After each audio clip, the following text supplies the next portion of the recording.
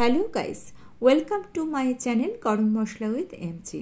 নিরামিষ থোরঘণ্ট আমরা সকলেই রান্না করি, তবে এই থোরঘণ্টের মধ্যে আজকে অ্যাড করব বিশেষ একটা উপকরণ, যার ফলে এই থোরঘণ্ট স্বাদে গন্ধে অসাধারণ একটা মাত্রা পাবে। রান্নাটা অবশ্যই পুরানো দিনের একটা রান্না, তবে আমি যেভাবে রান্নাটা করি সেটাই আপনাদের সঙ্গে শেয়ার করছি। চলুন আমরা চলে যাই রেসিপিতে।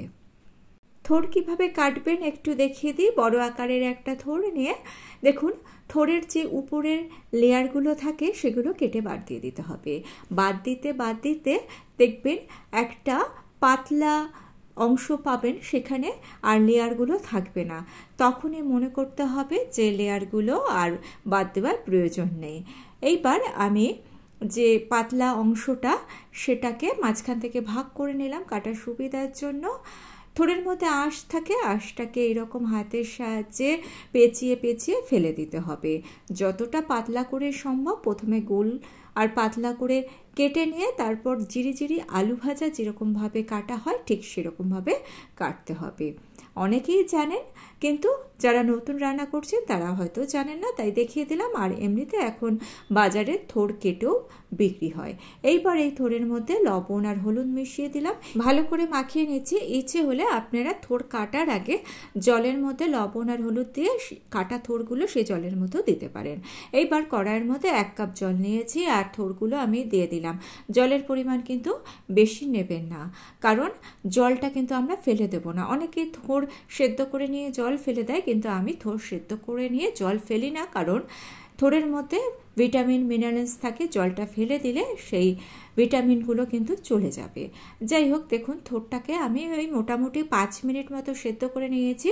একটু চেক করে নিলাম, খুব ভালো মতো সেদ্ধ করার দরকার নেই, 80% সেদ্ধ হলেই যথেষ্ট।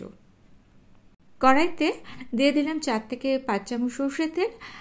তেলের মধ্যে দিয়ে দিচ্ছি 1/4 স্পুন গোটা জিরে আর একটা তেজপাতাকে আমি ভাগ করে দিয়ে দিলাম। আর 10 সেকেন্ড ফোড়নটাকে ভেজে নিয়ে এর মধ্যে কিছুটা আলু দিয়ে দিচ্ছি। আলুগুলোকে ছোট করে কেটে নিয়েছি। এইবার নাড়াচাড়া করে নিয়ে কড়াইটাকে আমি ঢেকে দেবো ওই 3 থেকে 3.5 মিনিটের জন্য। মিডিয়াম ফ্লেমে 3-3.5 মিনিট রান্না করে নিয়েছি। আলুর গায়ে দেখুন বেশ হালকা একটা কালার ধরে এসেছে। আলুটাকে এরকম ভেজে নেবেন। 1 চামচ আদা বাটা দিয়ে দিলাম, একটু জল দিয়ে দিলাম, আর দিয়ে দিচ্ছি 1/2 চামচ জিরের গুঁড়ো, 1/2 চামচ ধনের গুঁড়ো, 1/2 চামচ ঝাল লঙ্কার গুঁড়ো আর হলুদ আর লবণ। আলুর সঙ্গে মশলাটাকে কষে নিতে হবে, খুব ভালো করে কষে নেব।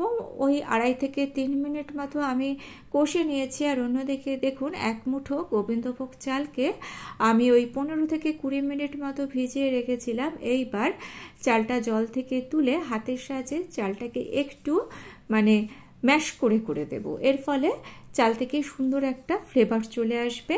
কাঁচা লঙ্কা দিয়ে দিলাম, ঝালটা নিজেদের পছন্দ অনুযায়ী দেবেন। এইবার সমস্ত কিছুকে আবারও আমি ওই মিডিয়াম ফ্লেমে 3 থেকে 3.5 মিনিট মতো কষে নেব। এরকমভাবে কষে নেওয়ার ফলে গোবিন্দভোগ চাল থেকে সুন্দর একটা গন্ধ বেরোবে, আর এই গন্ধটা কিন্তু তরকারির মধ্যে গিয়ে তরকারির স্বাদ এবং গন্ধ দুটোই বাড়িয়ে দেবে।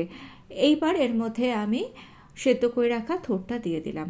থোরটা দিয়েও সব কিছুর সঙ্গে মিডিয়াম ফ্লেমে আমাদের ভালো মতো কষতে হবে। গোবিন্দভোগ চাল আর থোর একসঙ্গে যখন কষা হবে তখন সুন্দর একটা গন্ধ আপনি রান্না করতেই পারবেন।